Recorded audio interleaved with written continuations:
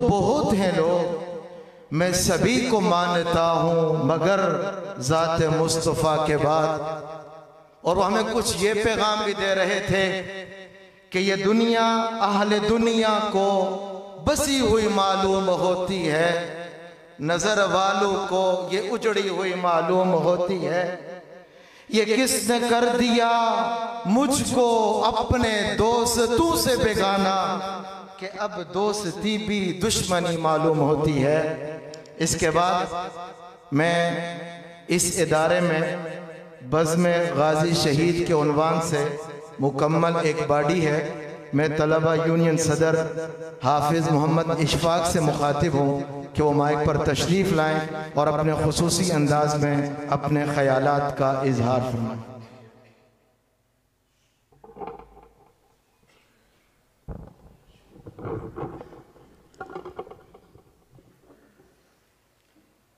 الحمدللہ وحدہ والصلاة والسلام علی من لا نبی بعدہ، اما بعد فاعوذ باللہ من الشیطان الرجیم، بسم اللہ الرحمن الرحیم۔ ما کان محمد ابا احد من رجالکم ولکن رسول اللہ وخاتم النبیین، وقال النبی صلی اللہ علیہ وسلم انا خاتم النبیین لا نبی بعدی، صدق اللہ العظیم۔ حقیقت کروں گا بیان دوستو، چاہے کٹ جائے میری زبان دوستو۔ حقیقت کروں گا بیان دوستو، چاہے کٹ جائے میری زبان دوستو۔ جس زمین پر نبوت کی توہین ہو، گر پڑے نہ کہیں آسمان دوستو۔ معزز و مکرم حضرات، علماء کرام اور محترم سامعین، عقیدہ ختم نبوت ایک مسلمان کی بنیادی پہچان ہے۔ اس عقیدے کو بیان کرتے ہوئے رب الارض السماوات نے 100 قرآنی آیات اتاری ہیں، اور اس عقیدے پر یقین اور پختگی کے لیے آقا دو جہاں صلی اللہ علیہ وسلم نے 210 احادیث بیان فرمائی، اور اس بات پر بھی امت کے تمام افراد متفق ہیں کہ کملی والے صلی اللہ علیہ وسلم کے بعد جو نبوت کا دعویٰ کرے وہ نبی نہیں، غبی ہے۔ مدنی آقا صلی اللہ علیہ وسلم پر نازل ہونے والی کتاب خاتم الکتب ہے، نبی کا دین خاتم الادیان ہے، نبی کی شریعت خاتم الشرائع ہے، نبی کی نبوت ختم نبوت ہے۔ چنانچہ خاتم النبیین صلی اللہ علیہ وسلم کی آمد بسعادت کے بعد نبوت کا دروازہ ہمیشہ کے لیے بند ہو گیا،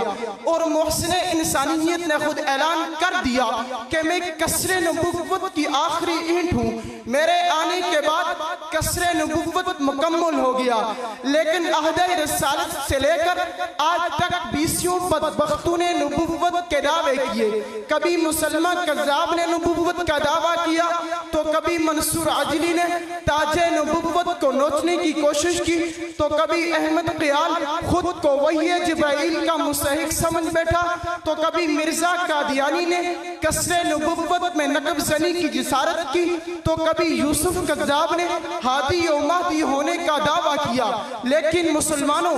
جب بھی کسی ڈاکو نے تاج نبوت کی طرف للچائی ہوئی نظروں سے دیکھا، تو غیور مسلمانوں کی تلواریں نیاموں سے نکل آئی، اور انہوں نے اس جہنمی کتے کو اس کے انجام تک پہنچاتے ہوئے یہ اعلان کیا کہ جو ختم نبوت کا طرفدار نہیں ہے، لا ریب و جنت کا سزاوار نہیں ہے۔ جو چپ رہے سن کر اسلام کی توہین، بے شرم ہے، بزدل ہے، وہ خوددار ہے۔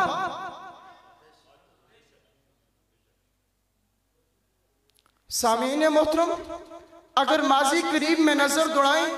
تو پتہ چلتا ہے جس وقت سرزمین ہندوستان میں انگریز کے ایمان شکن دور میں کفر و الحاد کے سمندر ٹھاٹھے مار رہے تھے، اور اسلام کو صفحہ ہستی سے مٹانے کے لیے سر توڑ کوششیں ہو رہی تھی، اس ملحدانہ دور میں تاج نبوت پر ضرب کاری لگانے کے لیے ایک بیانک سازش کی گئی اور اشارہ فرنگی پر ضمیر فروش و ایمان فروش مرزا قادیانی نے سن 1901 میں نبوت کا دعویٰ کر دیا۔ مرزا قادیانی جہنم مکانی نے اپنے آپ کو خدا کا نبی کہا اور اپنی متعین جماعت کو صحابہ کرام سے موسوم کرتے ہوئے خطبہ الہامیہ کے صفحہ 171 پر لکھتا ہے کہ جو میری جماعت میں داخل ہوا وہ دراصل صحابہ کی جماعت میں داخل ہوا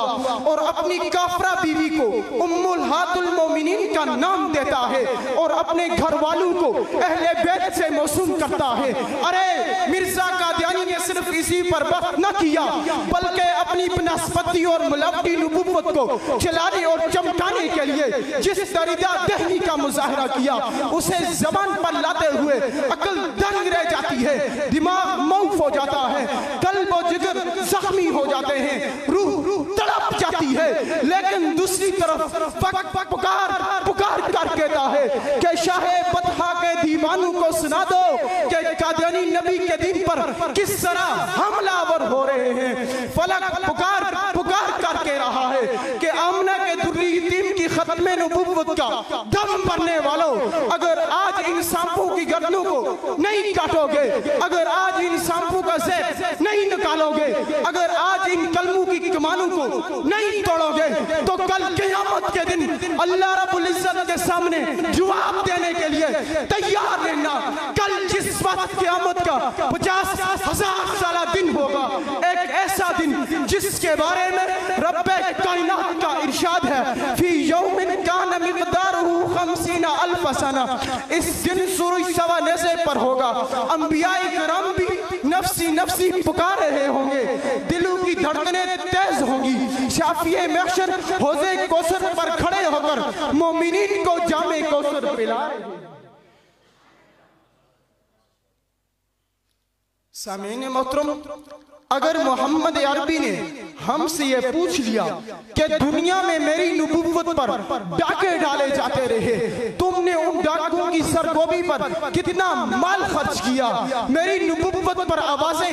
کسی جاتی رہی، تم نے کتنی جانیں قربان کی، مرزا قادیانی جہاد کا انکار کرتا رہا، تم نے اس عظیم رکن اسلام کو اجاگر کرنے کے لیے کیا کیا؟ میرے دوستو، اگر جواب میں ہاں ہے تو پھر جنت کے عظیم مشن کے لیے تیار ہو جاؤ، اگر جواب میں نہ ہے تو پھر آج اسے توبہ کرو، ربا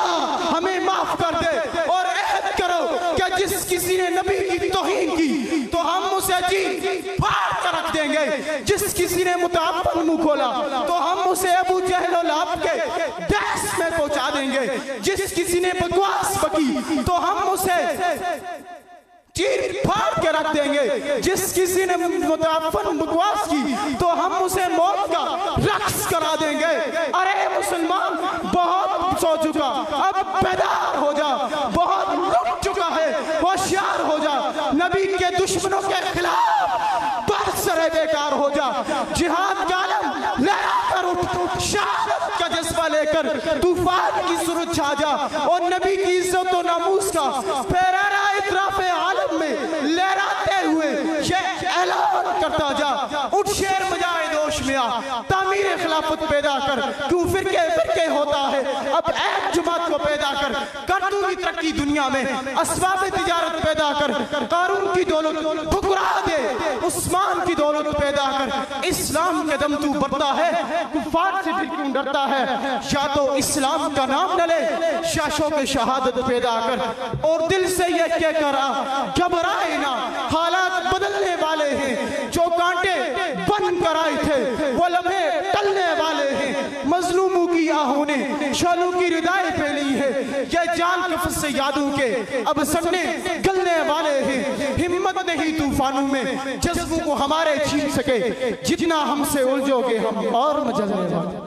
وآخر دعوانا ان الحمدللہ۔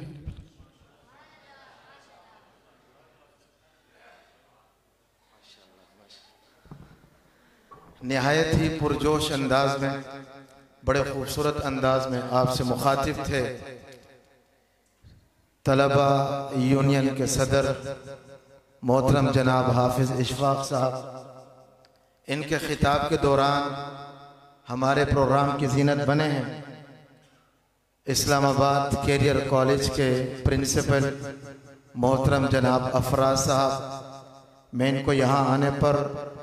تہ دل سے مبارکباد پیش کرتا ہوں۔ اللہ تعالیٰ ان کا آنا قبول فرمائے اور ان کے ہمراہ تشریف لائے، ہمارے اس پروگرام کی زینت بنے۔ محتمم امداد العلوم الاسلامیہ باغ آزاد کشمیر محترم جناب بدیع الزمان صاحب، استاد الحدیث مفتی شعیب الرحمان صاحب اور پرنسپل مفتی عمیر صاحب، اللہ تعالیٰ ان کا آنا ہمارے لیے باعث برکت بنائے اور قبول فرمائے۔ اس کے بعد میں اس ادارے میں قائم شعبہ حفاظ عربک کے سال دوم سے تعلق رکھنے والے طالب علم نعیم اللہ سے مخاطب ہوں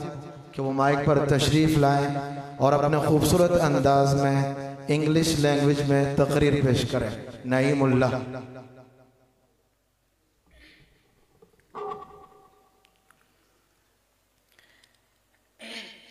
In the name of Allah, the most beneficent, the most merciful, may Allah Almighty be merciful to all of us. My respectable teachers and dear audience, Assalamu alaikum wa rahmatullahi wa barakatuh. Today I am going to talk about Yell for the Right Palestine.